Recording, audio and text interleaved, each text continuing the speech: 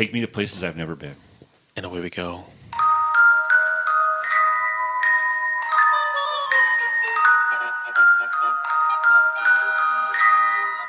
Fakakta Comedy Funhouse Network.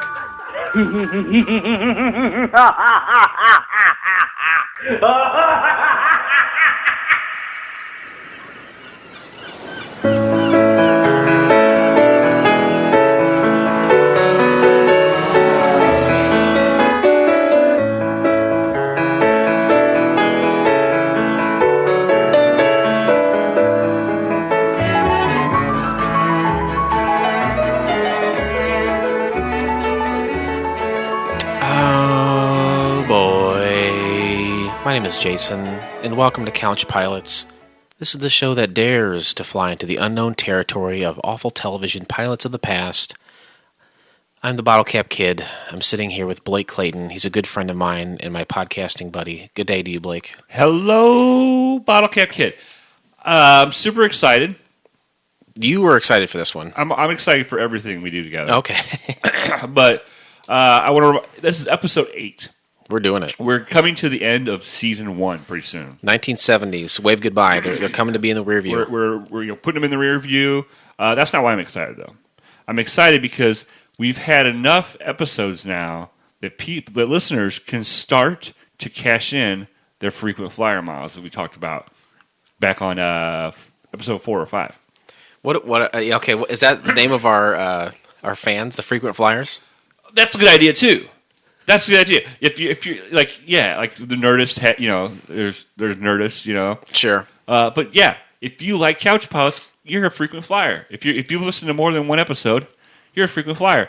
And if you go back to listen to episode 4 or 5, I think it was 4, where we discussed the frequent flyer mile program, by now you should have saved up enough you can get a pair of those aviator sunglasses signed by both of us. Is that one of the items? That's one of the items. That's the big one. Okay. So, I was going to say, because usually if you have frequent flyer miles, I think the end goal mainly is, hey, now I can fly somewhere for free. But these are already free episodes. these are free episodes. We're taking you on a journey for free every episode. That wouldn't be incentive for you. Right. If that was the end goal. Maybe since our shows are free, maybe we would make them pay. Maybe they save up enough frequent flyers points to make them pay for an episode. No, I think it's sunglasses, autographed sunglasses, that's how. But I'm excited that come to the end of season 1, people will have enough frequent flyer miles in their pocket. They're going to start cashing them in. Okay, so aviator glasses. What else should be prizes? We've got some surprise prizes. Surprise prizes, right? As in we haven't thought of them yet. No, of course I've thought of that. That'd be crazy. But I think it takes away from the excitement if we tell the frequent flyers what their prize is going to be. Okay, then we'll keep it a secret. And then how do we know when they email us to cash them in? And where do they email us? CouchPilots@gmail.com. Couchpilots Podcast. Sorry, that's all right. See, listeners, frequent flyers already knew I said that wrong. CouchPilotsPodcast@gmail.com. Send us an email, and say, "Hey, a long-time listener, first-time emailer. I'd like to cash in my frequent flyer miles." First-time email. First-time email. Email Kumar. Yeah. So I'm excited about that, but then I'm also excited that we finally watched a show that I enjoyed for the whole 24 minutes and 37 seconds. If someone wanted to, they could fast forward to the end to see how you rate it. I think I have a pretty good idea of how you're going to rate this one. Pretty good. Okay. All right. All we can do is launch this. All we can do is take off and have a good time. Let's do that right now. Ladies and gentlemen, the captains have turned on the fasten seatbelt sign. Okay, so let's talk about, as a podcast, what we do here. Every year, many new television shows are proposed, and then some of them get to make one episode with the hopes that it tests well and makes it to air. These first episodes are called pilots, and the ones that don't make it onto air, they don't just simply vanish into thin air, but rather they're brought to my doorstep, where I make one copy and one copy only.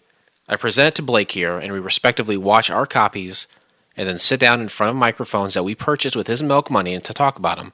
And now Blake has brittle bones due to lack of milk intake. Yeah, I don't like milk anyway. And you don't even like bones, right? I like boners. I mean, wait, I like having boners. You ever get a milk boner? Oh, all the time. God, I remember when I was a little baby and sucking on my mom's teat, and I would get little milk boners. Just little milk boners? Those were the days. Yeah, I know what you mean, man. Like You've seen my mom's teats, haven't you? Not bare naked. And I'm good on that too, thank you, by the way. But thank you for proposing milk boners. Thank you for spending all of your milk money and putting your own brittle bones to the back burner to help support our habit of watching these shows and the equipment to do so. Yeah, it's an extensive amount of stuff. It's a labor of love, would you say? Oh, very much so. It's like being in labor. Podcasting is like being in labor. Your wallet's dilated? Yeah, your wallet's dilated. You push and push and push, and then the first couple disappointment comes out. The first couple days, everybody comes and sees your baby, but then nobody else shows up. Like after that, when you need them to, when you need a break, nobody comes and watches your baby. No more accurate a metaphor has ever been made. A metaphorical world peace. Is that Ron Artest? Is that his name? Yeah, I think it's him. Milk boner. Milk boner. Milk boner world peace. Meta milk boner. Meta milk boner. Wow. I think I have a new screen name. Okay, so this week we watched Evel Knievel, starring screen legend Sam Elliott as the titular Evel Knievel, and I'm glad we did. We watched it because it's awesome. I want to live in a time where daredevils have pay-per-view specials. I think that's awesome.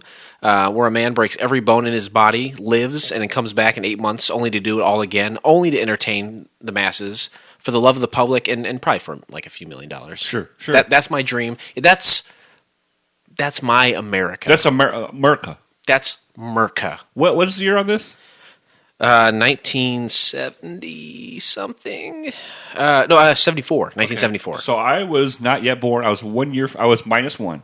Okay. And just to keep the tradition alive of us determining how old we are or negative weren't when the show came out, I would have been -7. Wow. That's not as good as -8 though. No, that's not a great age. Right. Not an ideal age to be unborn. The tantrums and stuff. The unborn tantrums. That's right. If you want to watch this show, you can do it. It's not. We didn't pay someone. We're stupid guys. We don't know anybody. We're not connected. If you want to watch this show, you can. It's out there for you to watch. Right. It meets our criteria. Yeah. And which should be your criteria. And you keep saying let me guess what the criteria is. I think I know what it is. It never made it to air. That's correct. It's free to watch. That's correct. And it's available to watch. Exactly. You did great. Yes, nailed it. So though it met our criteria, and a lot of times we're just struggling to find things that meet that criteria. This time we fell back our ass backwards rather into something I think was pretty good. Oh yeah. I definitely.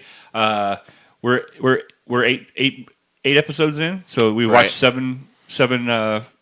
Correct. 7 milk boners. 7. I give this 7 milk boners. I give this one big fat meta milk boner. World peace.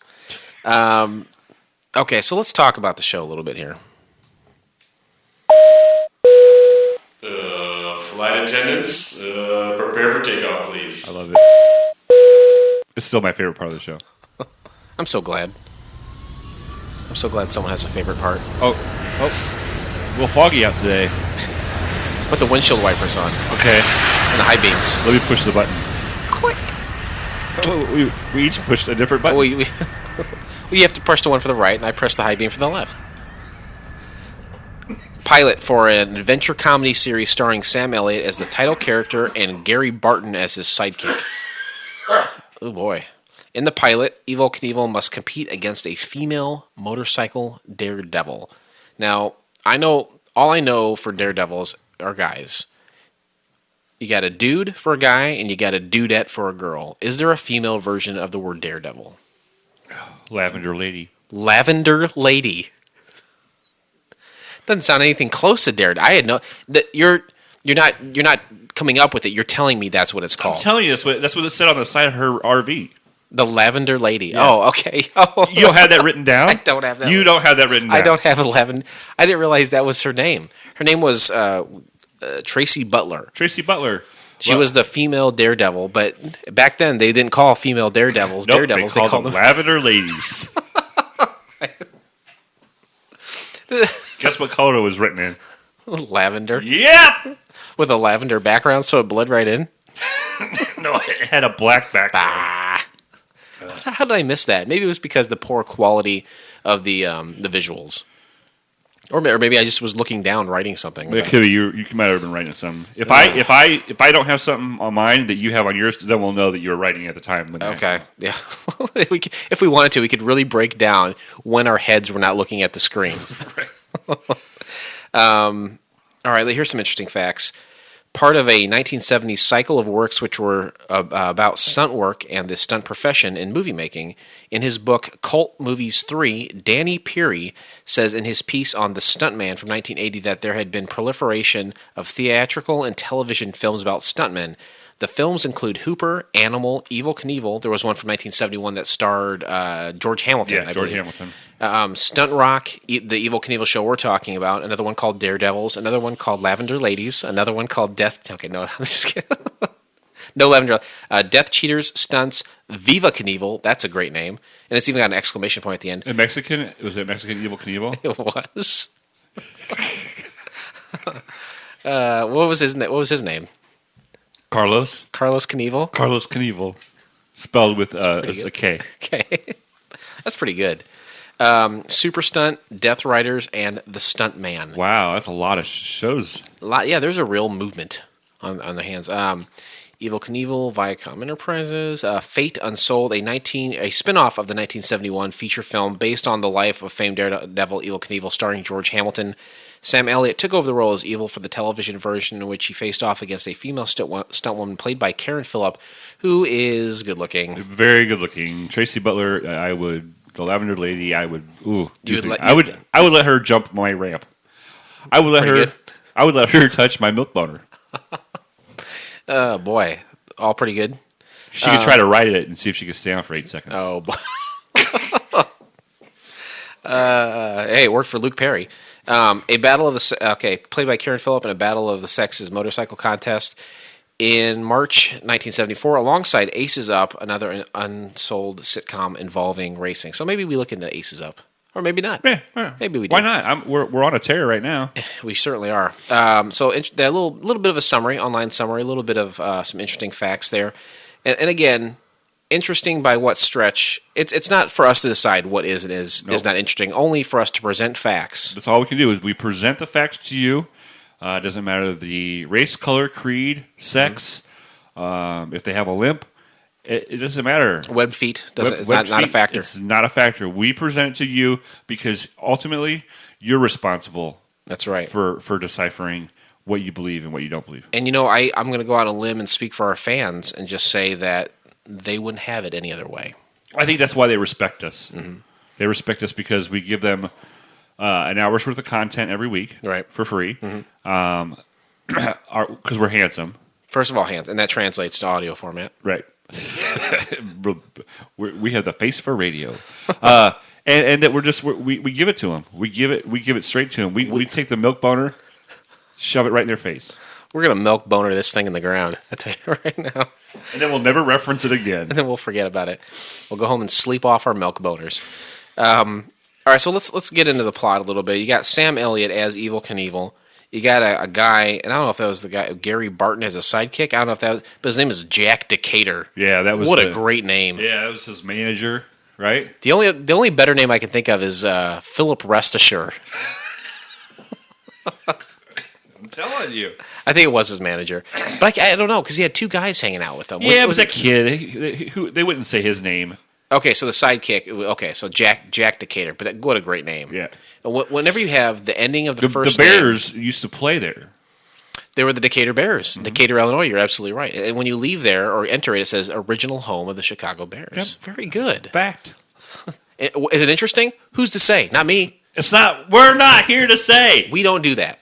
That's not our job to determine whether or not facts are interesting. We regurgitate the facts. Right. You figure out what you want to do with them. If you want to call these facts interesting, hey, guess what? That's up to you. That's your freedom to do so. Exactly. I'm not going to tell you what to think. Right. I'm not going to tell you what. I'm not going to tell you what to think. The only person I would want to tell me what to think is you, and you're telling me right now you're not going to tell me what to think. Right. Fair enough. And Molly's not here, so she can't tell either one of us what to do. Just 3 dudes. There's 3 dudes in a Big, huge semi. or a charter bus or something. It was a semi that had like an RV stuck on the top of it, and underneath it was where they stored all the bikes. It was. I even wrote down, "Loved the bus." It was like a bus semi. It was. Yeah, it was cool. A nice. It was like a 3 stories, I think. I think it was. It was 3 stories if it was a foot. Exactly. Massive bus, just 3 dudes traveling around the country, putting on shows for the people. They were in Scottsdale, Arizona, I think, for this one. And right off the bat, the theme song, the intro song, Yeah. it was full of energy. I felt like getting on a motorcycle after I heard it. I wrote the word gusto. Yep. It was kind of a kind of a rockin', kind of western, kind of like let's do it. Let's get down to business. Right. I can't remember. Was it maybe it was the Starstruck intro? Yeah, I liked it, but I don't think it went along with what the show was. Right. This one nailed it. Nailed it. There's no words. Mm-hmm. Sometimes you don't need words. Let's do a segment with no words. Let's do a segment with no words. Okay. Okay, maybe a podcast needs words, but this song didn't need words.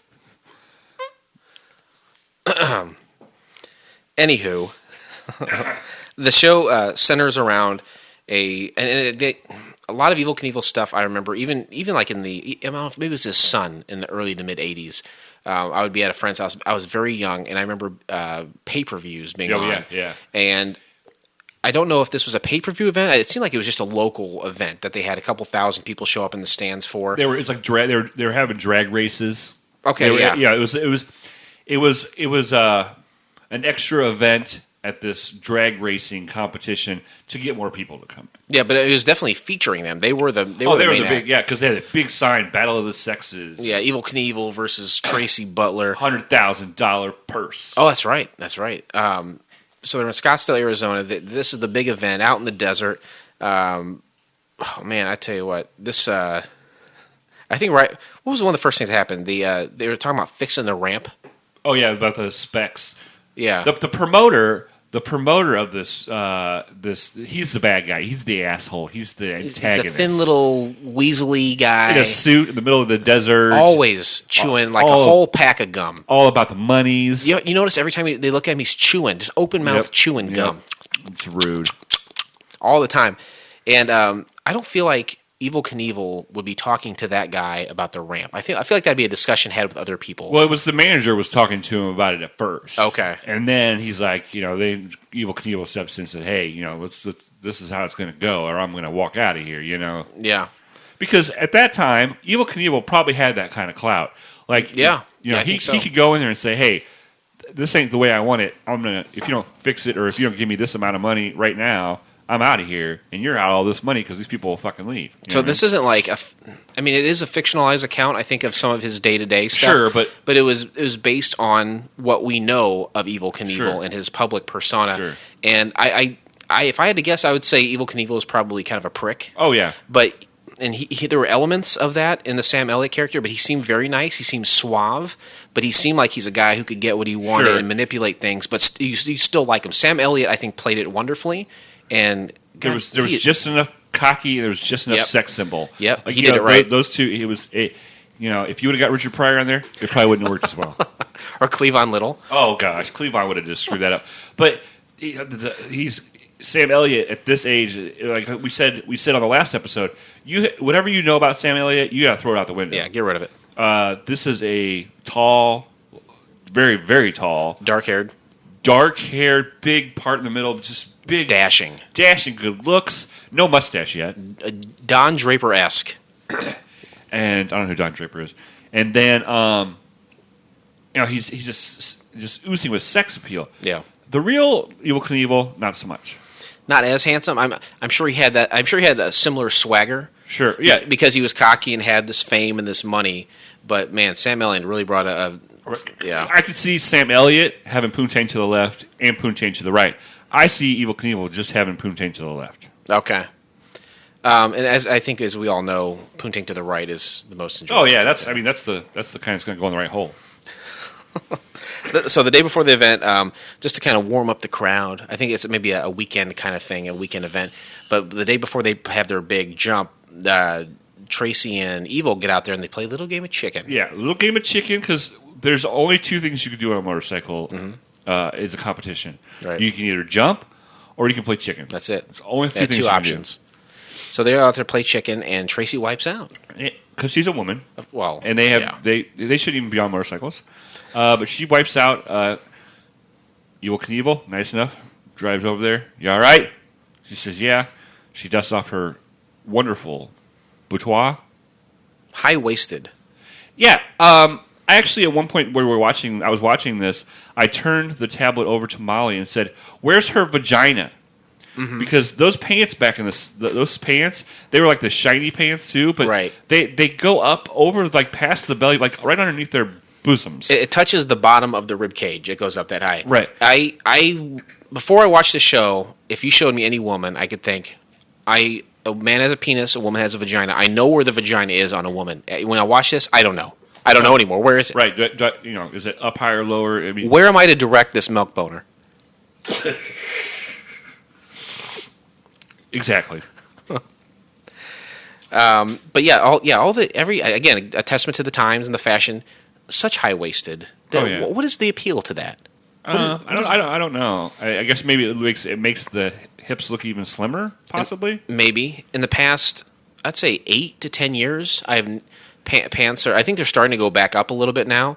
But they would hug the hips. Sure. Right now, and I've never seen so much ass crack in the past 10 years of my Right. life. There's just butt cracks everywhere. Right. There's butt cracks and there's also muffin tops. Those are okay. Girls have muffin tops now, and they show them off. They're proud of the muffin tops. Back then in the 70s, that would happen. They would call her fat. They would poke fun at her. Yeah. And they would push her down. People are more fat now than they were back then. Oh, but yeah. back then, you would be properly shamed for exposing something And that you nobody should. wants to see. As well, you should be. As well, absolutely. We are so in sync with shaming fat women. We're just like the band. Bye, bye, bye. That's why I say to fat women. Well, like in sync, the boy band. Right. We are just like them. I think we've determined before that I am Lance Bass. I'll be Justin And Timberlake. you are JT. Wow, what a series of great metaphors on today's Couch Pilots. Okay, so they play chicken because she's a woman. Of course, she wipes out. Darrel, the skinny dude with the bad guy, Yeah. he seems to be with Tracy. They kiss at one point, almost like forcefully. Yeah, it was like It's an awkward kiss. Yeah, it wasn't a hey, we got a thing going, we're gonna make some money here, or a hey, we have some passion for each other. It's a hey, you'll do what I say when I say it, and I'm Yeah. gonna kiss you forcefully in a manner that you're not happy with. He walked. which Yeah, years later we'll call rape. that's It's wow. socially acceptable right now, Yeah. but it's going to be rape. He was talking very close to her, and then his hands went on her hips.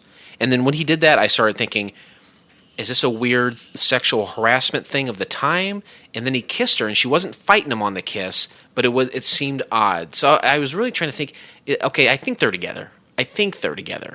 You know what I mean? But maybe they're together, and she doesn't necessarily want to be. Yeah, and you know what? A guy who chews gum that much, I wouldn't want to be either. No.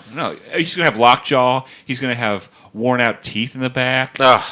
God. His inside of his gums are probably all chunky and bloody. You know I did online dating recently. Oh yeah, The first thing in my profile, I said, ladies, if you don't have all your back teeth, don't bother. Yep. So It's got to have back teeth. That's the first thing I look for. A bet is made Oh yeah, the stakes get high real quick. real high. And if Evel Knievel loses, then he has to work for Darrel, the gum chewing businessman. Right. And if Evel wins, she gets out of her contract. Is that what it was? Yeah, With him. and gets out of the because Evel can tell real quick that she's, maybe probably being beaten when people aren't around. Hornswoggled. Hornswoggled. She's not liking the milk Yeah. bone. I think Evel Knievel's the kind of guy. He walks into a room and he can assess the situation Oh, yeah. pretty quick. Oh, yeah. He knows what's going on. He's a people person. He's a common man. He knows how to read it. He wasn't born yesterday. Yeah. You don't piss on his leg and tell him it's raining. Okay, please don't do that. I mean, don't hand him yellow snow. Lying aside, that's just common courtesy not to piss on somebody. Don't piss on somebody's leg. Hey, fact, listeners, frequent flyers, don't piss on somebody's leg. Yeah, I mean, unless your girlfriend says she wants you to. That, in the privacy of the bedroom and whatever tarp you lay down, that's your business. I'll tell you that story sometime. Oh, I wish you would.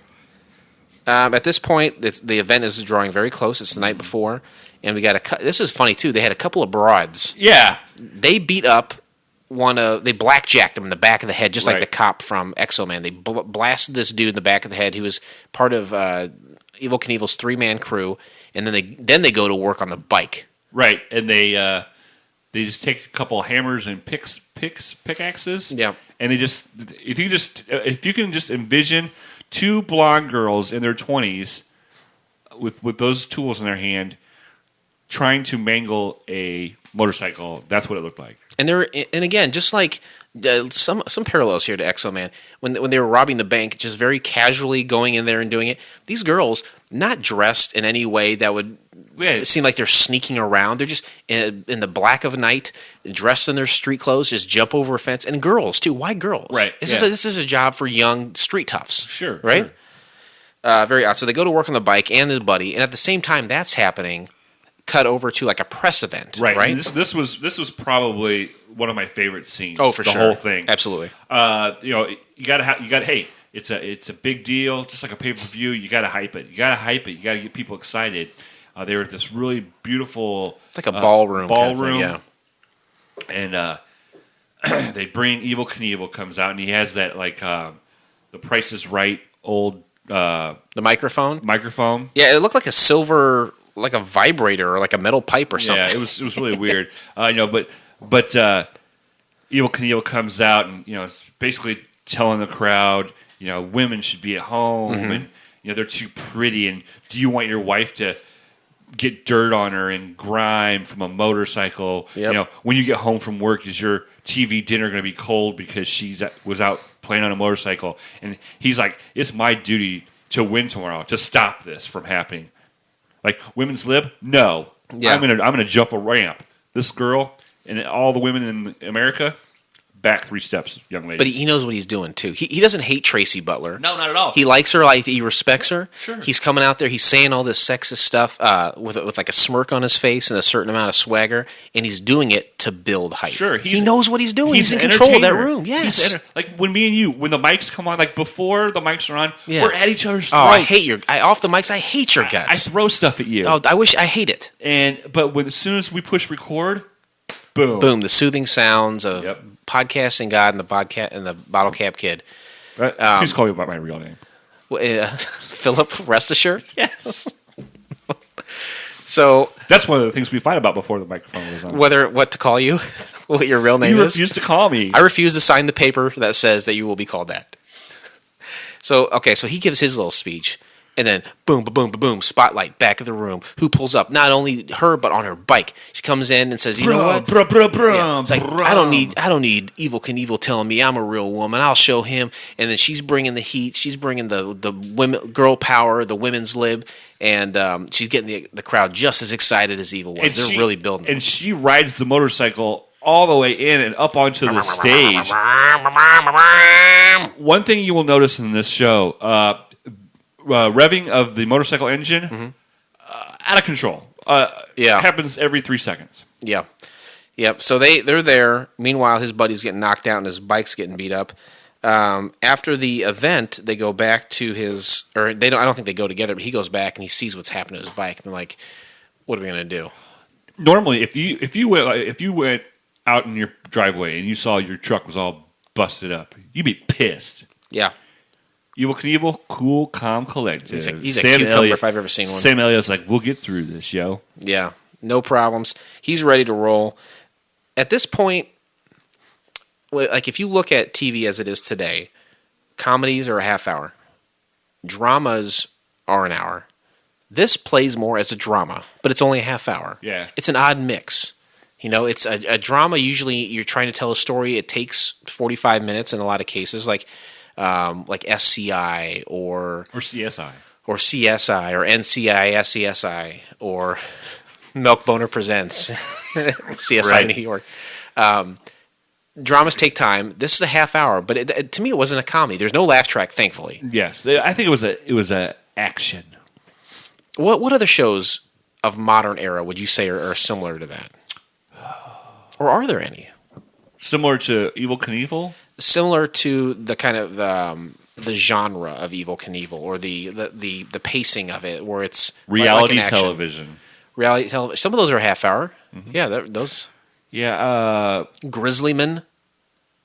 yeah, exactly. Like the Alaskan, So those aren't comedies No. per se. You might have a couple laughs in there, like you did with Evel Knievel, but it's there's a buildup of intensity. okay. So you think the modern day version of that type of show would be reality television? Yep, like an outdoors that. one, like an outdoorsy one. Okay.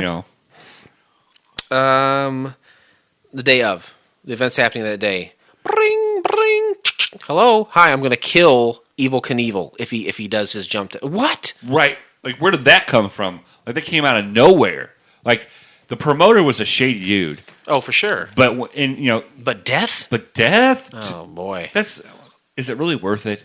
And then Is that poontang that's to the right of you that's- worth it? You're throwing it. You're throwing it. Tracy into the trash. Butler, Butler stands for butt.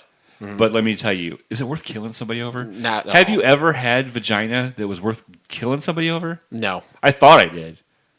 But then hindsight's 60-40. that is an IBWIP story, I think. So Tracy gets wind of the death threat, and she talks to Evel briefly about it, and then she talks to Darrel, the businessman, about it. And they're in like a trailer, and she's like, "You did this, didn't you? This is your doing." And he like grabs her, and he gets a little domestic abusey there, domestic Gary Busey. Yeah, You beat me to it because I coughed. your cough is the only window I have to intercept your jokes. Because I'm on it today. You were rocking and milk boning it, baby. So he's like, I don't know, maybe I did, maybe I didn't. Cut to the event.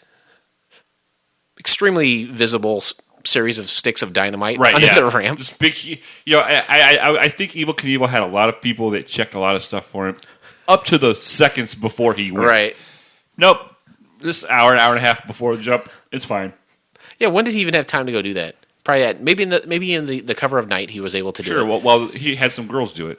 Yeah, some long-haired bimbos Right. on And street clothes. he had this tremendously large receiver with a dial on it. Right. If I was near him, I'd be like, hey Darrel, what do you got there in your hands? I'd want something where it'd be like on the bottom of my watch and I just press a button. Yep. But no, this is like, I don't know, what would you say? The size of a box of 64 Crayola crayons. That's exactly right. That's exactly what that was. So he's holding this big black box in a tower, kind of just off the track where he can see everything. VIP suite for the promoter. And if I was trying to kill Evel Knievel, I'd blow up the ramp while he's on the ramp. That's what I would do. That's what I would do. Yeah. If I was trying to kill Evel Knievel. So I don't know. I feel like Tracy she kind of thought that Darrel was bluffing. I think. Right. And wasn't really going to do anything. It was just a bluff to get him to stop. I think Evel Knievel kind of half took it seriously. He's like, yeah, maybe it is someone. But he still went out there. They took no precautions. He's a freaking entertainer. Like when the dust settles, that jump and that crowd is all that matters. That's right. And he's out there to please the masses. He's putting the butts in seats. He gets out there and again takes virtually no precautions. Some of the most easy precautions would be like, hey, check the ramp. Hey, what's this? A couple of sticks of dynamite? Well, better get rid of that. Well, didn't do it. I mean, we've seen, like you said, when you're younger, like with Evel Knievel's son and those type of stunt things, it drags on for an hour and a half. The actual stunt will take 35 seconds, but it's a 2-hour pay-per-view. Right, and the guy's like, the motor. If it's, let's just take Evel Knievel's son. If it's a ramp, he'll just ride it up it smooth, and kind of look around and then roll back down, or if there's a car doing a jump, it'll drive down it'll speed up good, but when it gets to the ramp, it'll slow down. Just trying to get, nope. He just gets about 200 yards away from the ramp, turns around, vroom, vroom, vroom, vroom, vroom, boom, there he goes. Let's get this party started. It's old hat. No precautions taken. Revving it up. Boom. Off he goes. Hits the ramp. Explosion. Too late. Right? Right. Too late. he's flying through the air, and if nothing else, the explosion looks awesome behind him. Oh, yeah, it looks totally cool. And there's like another explosion somewhere, too. Right before he gets to the end. But they didn't show that. Like, I wasn't expecting that, right? Right. They didn't show that. Like, Darrel was like, well, this first stick of dynamite might not get him. I better put a second set on the other side. But they didn't even show the audience that. Or maybe I was looking down in the writing at that point. I think you were, because I saw it the second Oh, one. you did? Okay, yeah. I didn't see that. Yeah. So you got these two explosions. For whatever reason, it doesn't affect him at all. Oh, no. He lands perfectly. And then, after those explosion hits, his eyes immediately go up to Darrel. I think they lock eyes. And then Darrel's like, I got to get the hell out of here. Yeah, this did not work. And I'm like, oh, and so Darrel's on foot, going through a crowded parking lot. Hauling ass. And Evel Knievel's on his motorcycle. Yeah, come on, Darrel. Who's going to win that one? Exo-Man. Exo Man casually walks in. Boom. Boom. No. Boom, boom, boom, boom, boom, boom. He somehow wedges him between two cars. Oh, Boom, yeah. there we go. Then, call the paddy wagon. Cops come. In the middle of the desert, the sheriff has a winter coat and gloves on. I did not notice that. Jason! I didn't notice that. He had a winter coat on and gloves. Yeah, well, like the old sheriff ones that are brown that has the real thick, like lamb Yeah. fur. Oh, yeah. And then he had gloves on. Oh, bitchin'. Put him in there.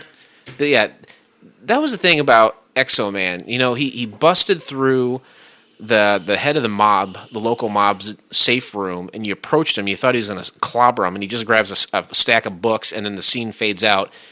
And Evel Knievel, he's chasing the guy through the parking lot. The guy does, like you said, kind of trips and falls over a hood and gets wedged between two cars. Evel Knievel parks the bike, walks up to him, and then it fades out. Yeah. I want to see some dudes get clobbered. Right, I want to see some roughhousing. Absolutely. It didn't happen. Instead, you got Winter Coat Man coming in here and cuffing him and throwing him back of the paddy wagon. Yeah. One of the things that we kind of skipped, but about 9 minutes and 35 seconds into this show, Sam Elliott's known for his intense lines and very you watch Tombstone, you got some very Those dramatic deliveries. dramatic deliveries, monologues, kind of like an Al Pacino. In every Al Pacino movie, he has this 3 or 4 minute monologue that's always very very just dramatic. And about 9 minutes and 35 seconds into it, when he's getting fitted, and he has that first standoff with Darrel, you got to listen to it because it's classic Sam Elliott. Like you could close your eyes, and it was just like in Tombstone or something like that, or like Roadhouse or something where it's just his acting. Where they make the bet, right? I forgot about it. He tells him off right there, right? He tells him off, and it's really worth watching.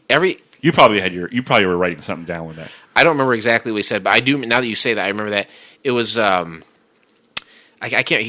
Darrel said something off-putting, and it just struck a chord with Evel. And he said, and another way to build his character and to be in this positive force. He's kind of a laid-back, smooth-talking guy, but then when it comes down to business, he will take care of business. Sure. He's the business of giving you the business. Right. The one line that sums up Evel Knievel in this is when at the end where he says, "I do the way I always do it: straight, hard, and long." Yeah, I remember saying that too. Just like a milk bone. Just very similar to one. And that's where our story ends. They, I think, Tracy Butler is free from the contract. Darrel's going to jail, and then guess what? Evel Knievel and the boys off to their next adventure. Yep, and Tracy, what's going to happen to her? We'll see her again. I think we'll see her again someday. You can see a Lavender Lady forever and not get tired of her. Wow, that's a lot to think about. Let's take a quick break, and we will come right back here.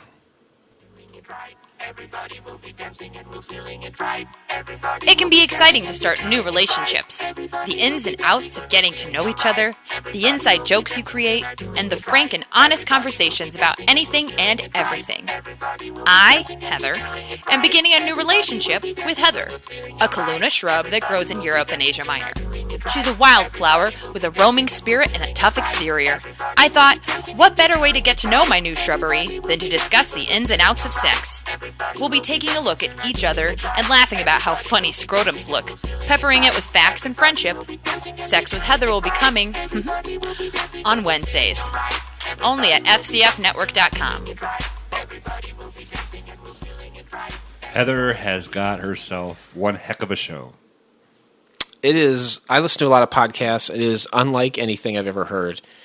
As I often say, she gives a tour de force performance because, for the most part, up to this point, she's the only. I know she's going to have guests on the future, but she's the only person on this. She's talking. She is maintaining an engaging and interactive show for 20 to 30 minutes on her own. Right. That is not an easy task. I couldn't do it. She's been with IBWIP for maybe 6 months, 8 months now, maybe knocking on a year. Knocking on Heaven's ear.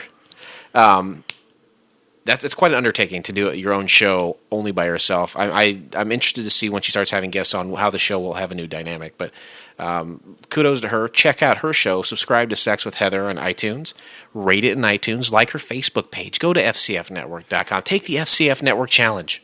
Some people would say she's the Lavender Lady of podcasting. I would say it if given the opportunity to say it, and I can't imagine the situation I would. Jason, I would say it though. What would you say about if Heather? I had to put a name on what I think Heather is compared to podcasting, I would probably call her the Lavender Lady of podcasting. Bazinga.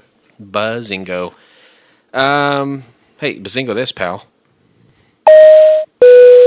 Please remain seated as we are now crossing a zone of turbulence.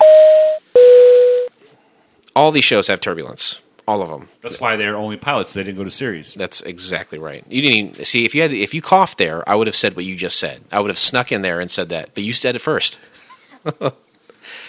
So why didn't this show work? This honestly, up to this point, I think it's pretty easy to say why these shows didn't work. To steal a phrase from our previous show, I'm a little baffled why this show didn't work. Yeah, I think why it didn't work was, how many of these adventures can you come up with for Evel Knievel that are different? Every town he's going to go to, he's going to have an issue with a promoter. You know what I mean? Like, yeah. Where else do you go?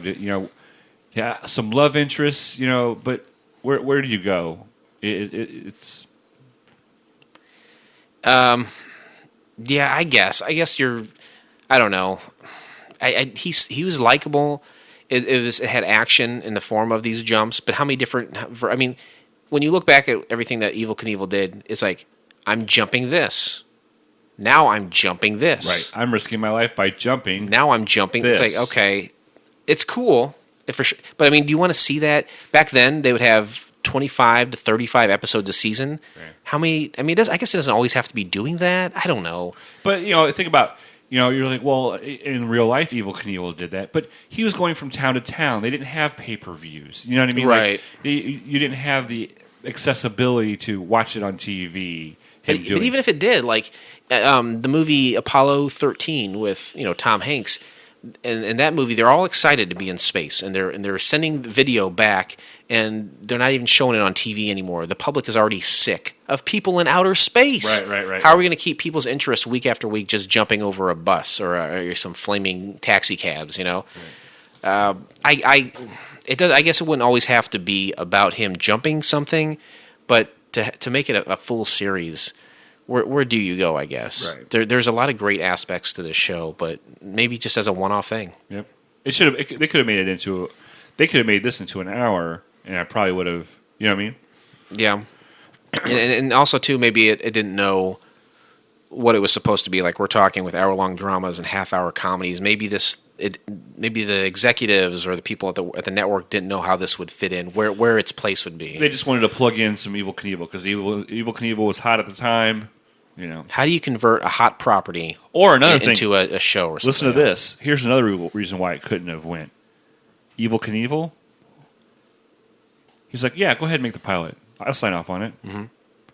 Then they're like, we want to put this in series. Sam Elliott is the bomb. Let's, we want to do this. And in typical Evel Knievel, I'm sure style was like, all right, sounds good. My price just doubled to be able to use my name. Whoa, no. Yes. Were people dropping mics even back then? They were hot. Boy. Yeah, okay. I could see that. That could be that. We don't know. We No. weren't there. Oh, I know. I was there. Oh, you know. Yeah, I was there. And I'm going on a limb and say this is an interesting fact. You can't say that, Jason. I'm going against everything I stand for right now. Everything we stand for. Both of us. You got to remember, on this show, we're a team. We're like we're married. We're united as one. We're united as one behind microphones. And if you do something without thinking of how it's going to affect me, we're going to have a breakdown. Our policy of not determining whether or not facts are interesting that's something that's what we are about. If I go outside of that and say something is interesting as a fact, is that considered like an adulterous type of behavior? I think you're spitting into the wind, and it could hit me in. So not as heavy as an adulterous act, but I won't let it happen again. Okay. I spatted it into the wind once, and I'm not going to do it again. All right. Well, I appreciate that, and that's one of the reasons why we're going to make it. What unlike this show, what would you do to improve this show? I liked it. To improve it. I think to improve the show. Yeah, I don't know either. I liked the show. Yeah, I liked good. it, and I don't think it could have been a series. I don't know what we could have done. Maybe I definitely don't. I wouldn't want to see it become more of a comedy. No, I wouldn't want that. No. I think if we've learned anything with like Black Bart and like Starstruck, some of those movies, network comedies were cheesy and cruddy. Right. That would have killed it. That's not what Sam Elliott's about. No. Sam Elliott's not about that at all. So I don't know. Maybe make it more of a drama. Make it an hour long. Renegade. He's a renegade. It's Evel Knievel. Yeah. If it had survived, what would you have liked to see come out of it? I would like to see Lavender Lady and him cross paths again. Oh, yeah. Maybe become a duo. I mean, I know Evel Knievel didn't want to share a spotlight with anybody. He liked her. He respected her. He didn't want to share a spotlight because when you share a spotlight, you have to share mucho dinero. Robert Viva Knievel. Yeah, Robert De Niro. You have to share. You have to share Robert De Niro. Right. So I don't know. I think it was on a good thing. Like I said, we've kind of pointed out why it wouldn't work. Yeah, if it survived, I guess what I would have liked to have seen is just kind of him going from town to town, and not even necessarily big towns, just kind of going to small towns, maybe, busting up local ne'er-do-wells and maybe just like problems that come out. He helps people with their, kind of like maybe Quantum Leap, he helps people with their problems a little bit. Yeah, like, he goes into a bar, it's a rough bar, and sure, he helps clean it up. Yeah, you get someone hands him a broom and a mop and say, get to work. No, not clean it up that way. Clean up like the riffraff. Oh, sorry. And he jumps over him with his bike. Yeah, and just like kicks him and gives him roundhouse kicks and stuff.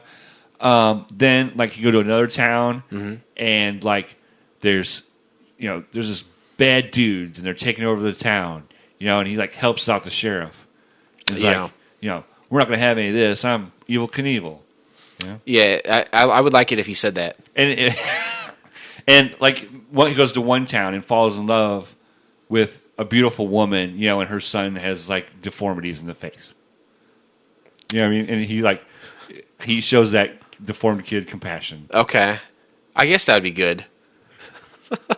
I guess, if we're together as a unit and have to share the same ideas and things, and I guess I'm with you on that one. So only 3 movies I know. This next portion. You know what those 3 movies were? What 3 movies? That I just described. Movies he was in: Roadhouse, okay, Tombstone, all right, and Mask.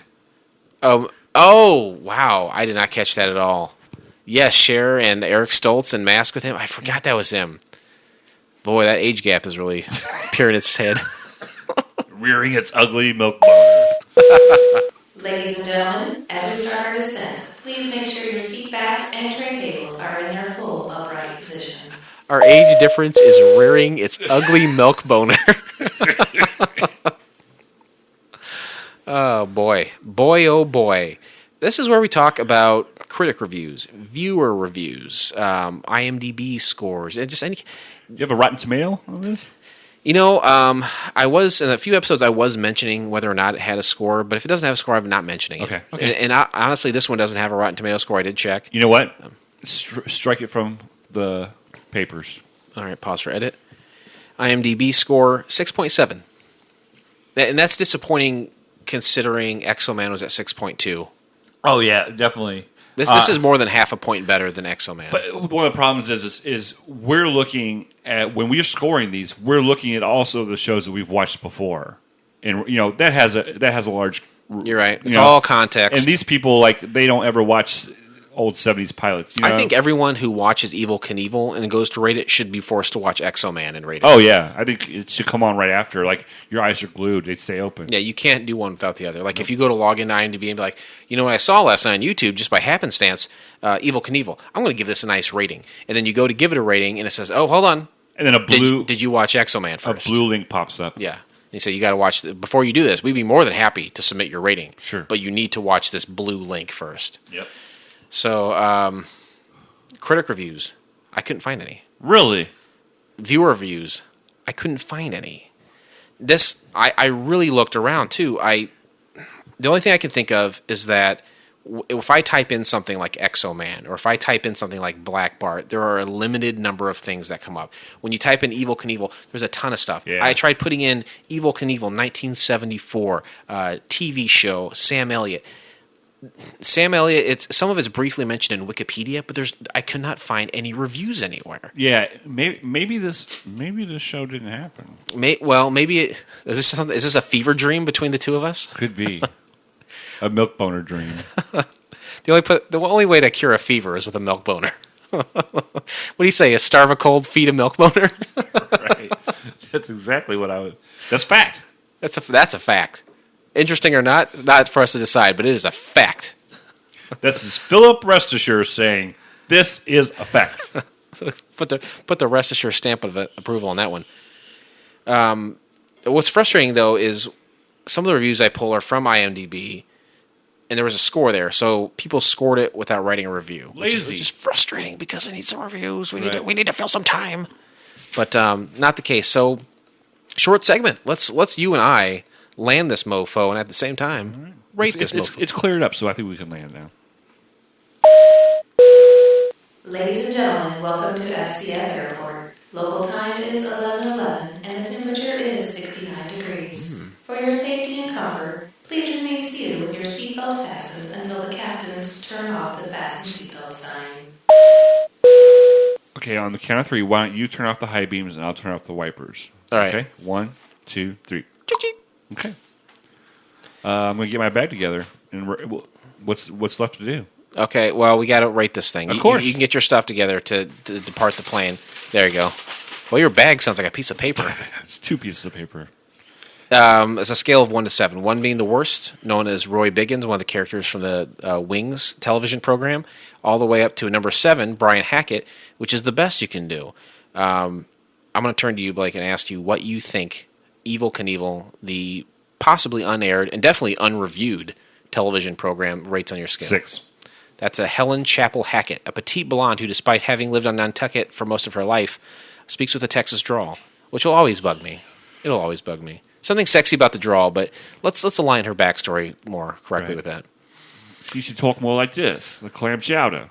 Not as maybe that's not sexy. Is Oh, it? I got a bridge now, so it's hard for me to talk. Oh, is that in? Yeah. When did that get in? The day before Christmas, the final product. Have I not seen you since then? No. Okay. Okay. I'm going to give it a 5. That's a Lowell Mather. If I had my druthers about me, Lowell Mather would be number 7, but I'm not grading it that way. I'm grading it as a 5. Lowell Mather, dim, good-hearted, eccentric mechanic. So 5 out of 7. You give it a 6 out of 7. Yeah, I liked it. I really liked it. I liked it too. You are really approaching Brian Hackett territory. Number 7. It's attainable. It's obtainable, but it's going to take some more skin. I found a couple really good ones for like this for the 1980s that we're going to do, and for the 1990s. I really feel like we're going to get there. You see one in our future. There's one I'm going to tell you about, and it's going to blow your mind. All right. Boy, I think that's all I have concerning this episode. Join us next time, won't you, when we watch the pilot episode. I'm sorry? Do you have something more? Well, we have a website, or we have a email address. Oh, yeah, I'm going to get to that. Oh, okay. I also want to say some stuff when we say goodbye. Okay. Join us next time when we watch the pilot episode of 1978's The World Beyond. Here is a little something to wet your whistle.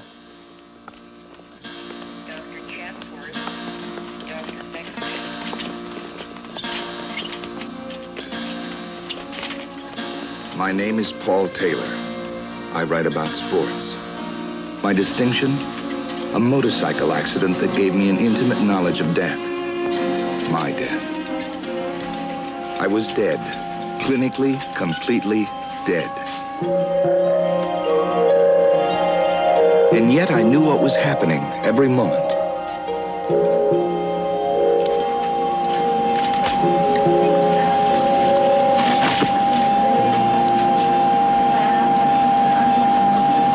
I'd been dead for 2 minutes and 37 seconds, and now I was coming back. But there would always be a difference, for one connection with death was never broken. A connection through which the dead can reach my mind, forcing me to look for a person I've never met, compelling me to protect that person from the world beyond. Paul Taylor. Go to Logan's Island. Marry Faber. Sorry, I'm still new to the format. I kind of get ahead of you sometimes. You can find the entire episode of The World Beyond by clicking our show notes. It'll be in blue. You'll know you've clicked the right one when you click the blue one. It's not going to be in orange, tan, lavender, Yeah. fuchsia. It's going to be in blue. I've been out there. I've seen some vermilion colored links. I do not click those links. Sometimes I'll right click them to see if my Norton virus scan picks up anything, and it always does. It always does. You don't want to click those vermilion covered links. Click the blue link on our show notes for the entire episode of The World Beyond, or you can go right to YouTube if you feel more comfortable. I wish you wouldn't, though. I wish you'd go to our website. I wish you would just click on the show notes. You're already there. Why go over and fiddle and fart around and see a bunch of stuff you don't want to see? Subscribe to our website, okay? Or subscribe to our show on iTunes. Everything will pop up in there for free. All the show notes, all the trailers, everything. It's all available for you. We hand it to you on a silver platter. Just open the lid and enjoy the goodness inside. And if you're like me and hate iPhones, I'm like you. iTunes, you are like me. That's why we're in this relationship. And you use Android, any of the podcast apps, Stitcher, Pod Addict, any of you just type in Couch Pilots, subscribe to it there. Yeah, that's all you got to do. Yeah. We're not asking the world of you. And we're doing everything for you. We're doing the world for you, but we're not going to ask the world of you. Nope. Because if there's one thing I have learned in life is don't ask people for the world. Yeah. Just give them the world. And you know what? Don't pee on their legs either. Do not pee unless she asks. Unless she asks and you're willing to do so. It's a two-way street. Oh, even if consensuality. No, if she says, "Will you do this?" Just do it. Even if you don't want to, you should do it because you're not going to have that opportunity ever again. Okay, I agree with that.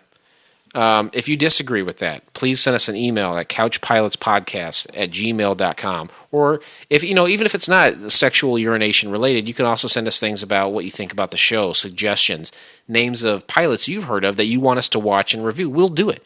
Blue links. If you have blue links, send us some blue links if you want. We'll click those links all day. We might have a show where we just review the links sometime. Yeah.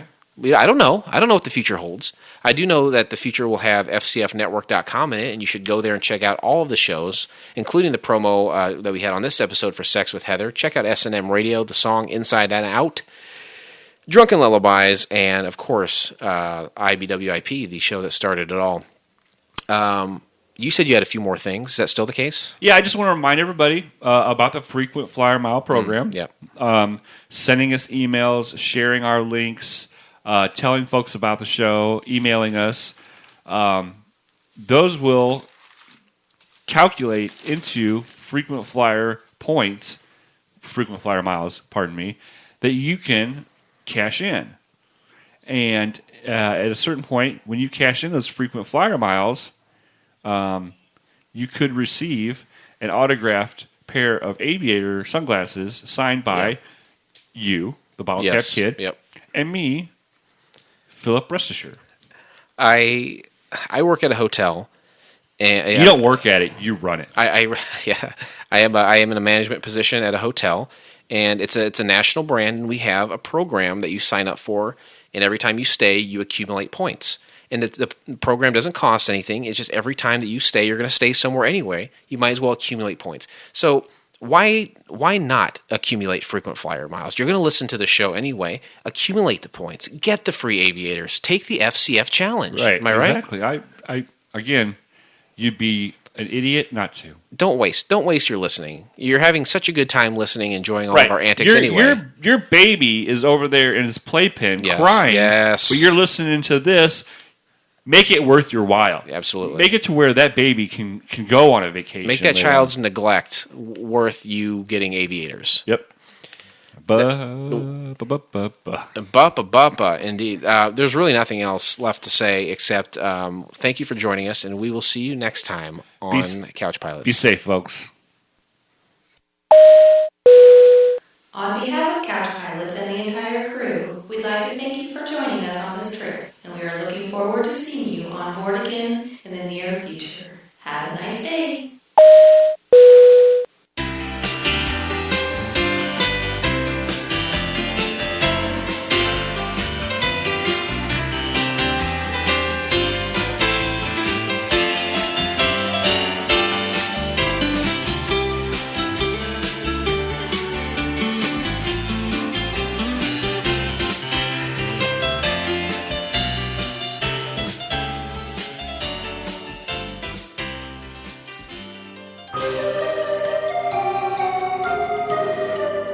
This has been a Fakakta Comedy Funhouse production, produced by Jason Tosher, executive produced by Blake Clayton. For more information and content, go to fcfnetwork.com.